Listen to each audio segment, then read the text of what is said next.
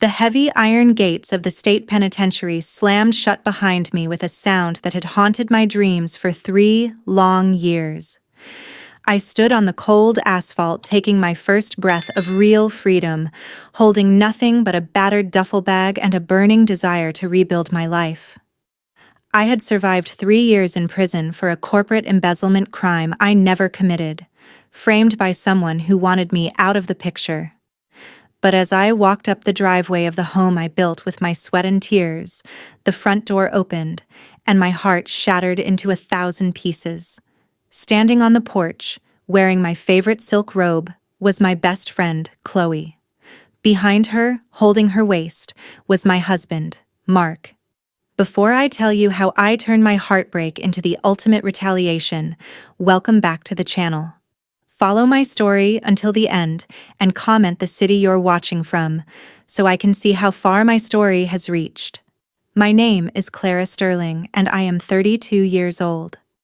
Looking at Mark and Chloe standing together on my porch, the world seemed to freeze. For 3 grueling years behind bars, the thought of coming home to my husband had been the only thread keeping my sanity intact. Chloe, the woman who had cried at my trial and sworn to stand by me, didn't even have the decency to look ashamed. Instead, she adjusted the lapels of my silk robe, crossed her arms, and stared down at me with a cold, triumphant smile. "You shouldn't have come here, Clara," Mark said, his voice completely devoid of the warmth I had remembered for 3 long years. He didn't offer a hug. He didn't ask how I was. Instead, he pulled an official legal notice from his coat pocket and handed it directly to me. "These are divorce papers.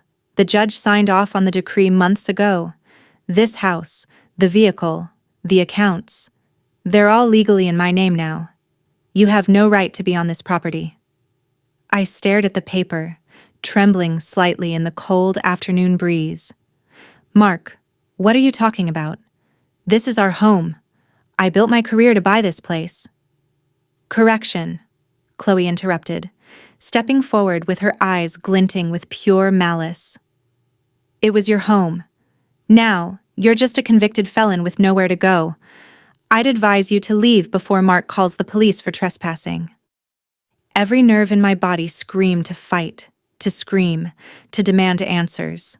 But as I picked up my duffel bag and turned away toward the main road, a quiet, icy resolve took over the grief. I checked into a cheap, neon-lit motel on the edge of town with the few dollars I had left.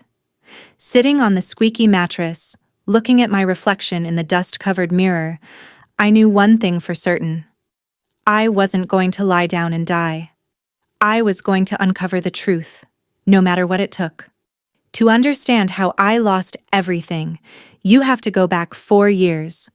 Before my life collapsed, I was a senior financial auditor at one of the premier accounting firms in the city. I was sharp, meticulous, and obsessed with my work. Mark was a struggling real estate agent whose business was constantly on the brink of failure, but I loved him fiercely and willingly carried the financial weight of our marriage. Then there was Chloe. She was my assistant, my confidant, and the woman I called my best friend. I trusted her implicitly. I gave her access to my schedule, my office, and even my personal digital signatures so she could manage routine approvals while I managed high-profile clients. That trust became my undoing. 4 months into a major corporate audit, a client flagged a discrepancy. An elaborate scheme had siphoned $1.5 million from a corporate trust into a series of untraceable shell accounts over 6 months. When the forensic accountant swept in, every digital breadcrumb led directly to my desk.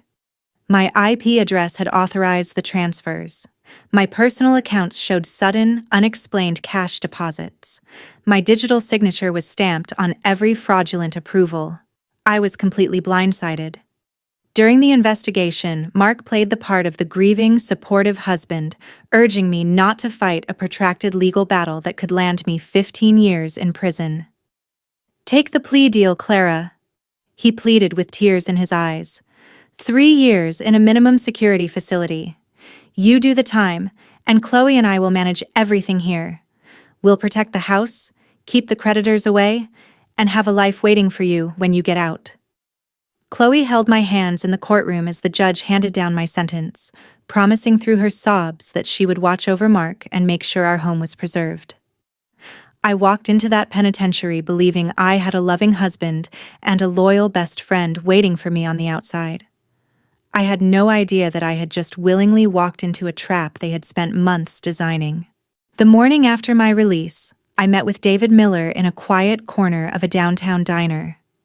David was the public defender who had handled my initial trial, a dedicated man who had always insisted that the evidence against me was suspiciously too perfect.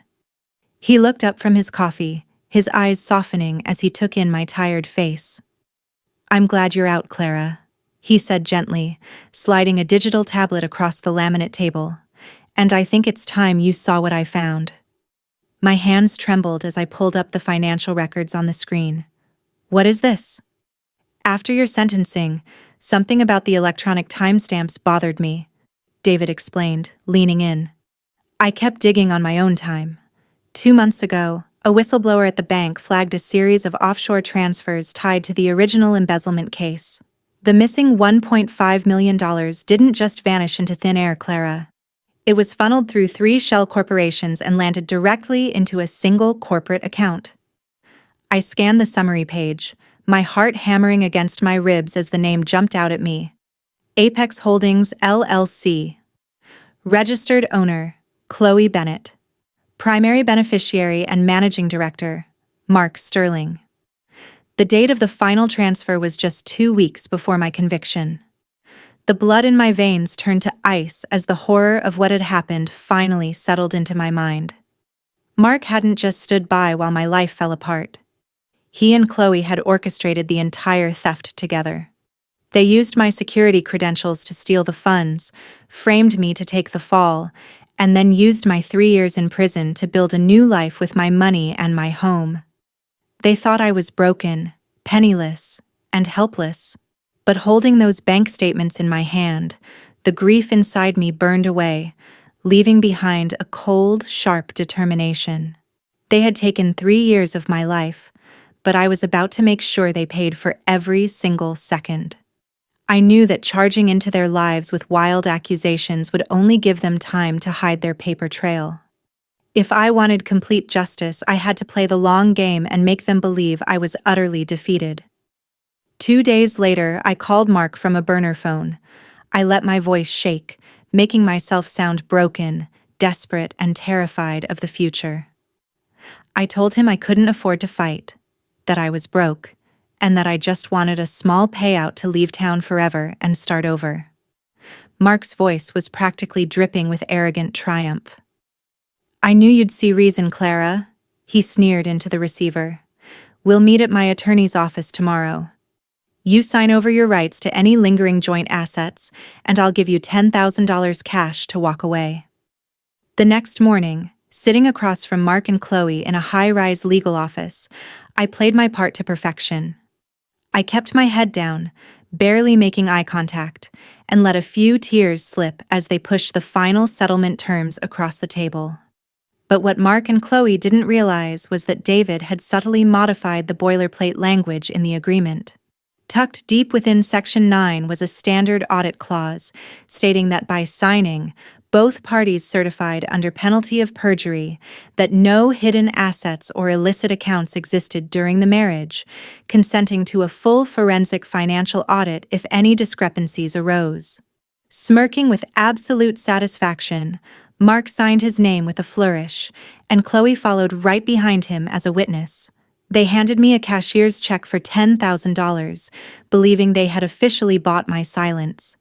As I picked up the pen and signed my name, I hid a cold smile. They thought they were sealing my defeat, but they had just signed their own arrest warrants. 3 weeks later, Mark and Chloe threw a lavish celebration at my former home. They were marking the grand launch of Sterling and Bennett Realty, a high-end brokerage firm funded entirely by the $1.5 million they had stolen from my client. From across the street, I watched as expensive luxury sports cars filled the driveway, and wealthy guests mingled on the back patio, drinking champagne under shimmering string lights. They were celebrating their stolen success on the very property I had paid for with years of hard labor. They believed they were completely invincible. At precisely 8 o'clock, two unmarked black SUVs pulled up alongside my rental car. David stepped out of the lead vehicle, accompanied by three lead investigators from the Federal Bureau of Investigation and a team of forensic accountants. "Everything is locked in place, Clara," David said with a sharp, grim smile. "The audit clause you forced them to sign triggered an automatic federal inquiry into Apex Holdings.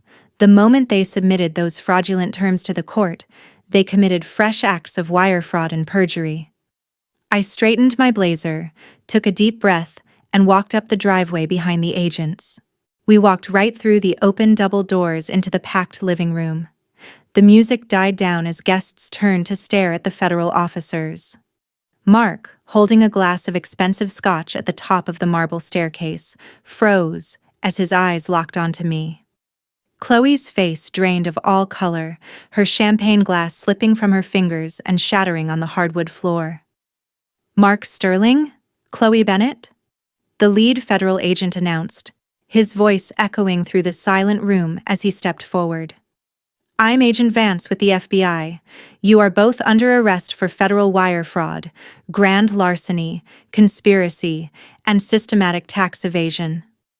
The room erupted into quiet gasps and horrified whispers as David stepped forward, revealing the bank transaction logs and wire transfer receipts directly to the lead investigator. Every single digital transaction, every offshore account, and every forged signature was laid bare right in front of their high society guests. Mark looked at me, his eyes wide with absolute terror as he finally realized the trap he had walked into. The room descended into utter chaos as two federal agents stepped up the stairs, pulling Mark's arms behind his back and snapping cold steel handcuffs around his wrists. Chloe began to scream hysterically, flailing her arms as an officer restrained her right beside her fallen champagne glass. "This is a mistake. Clara framed us. She's the criminal!" Chloe shrieked, but her desperate protests fell on deaf ears. The guests quickly scattered toward the exit, trying to distance themselves from the scandal unfolding in front of them. As Mark was led down the stairs in cuffs, his arrogant composure had completely shattered.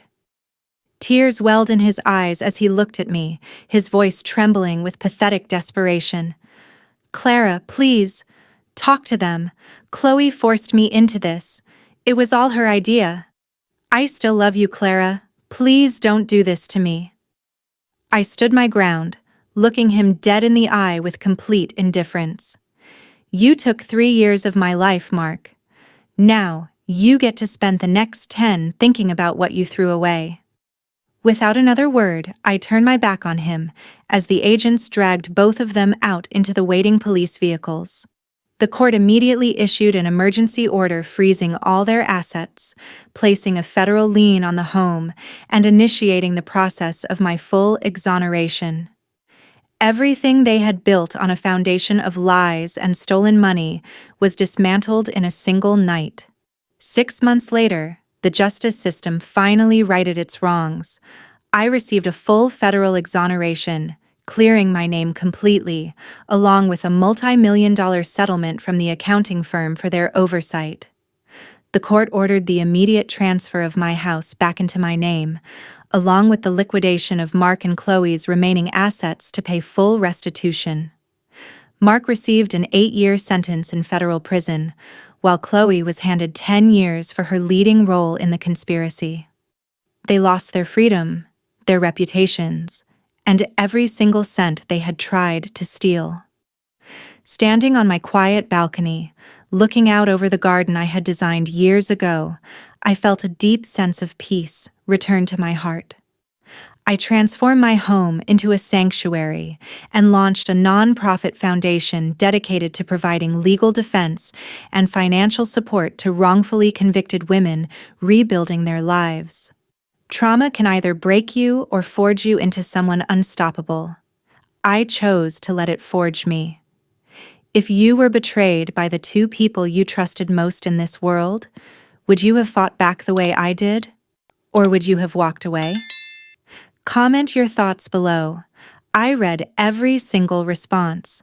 And if you enjoyed this story, make sure to click the video on your screen right now for another incredible tale of resilience and justice.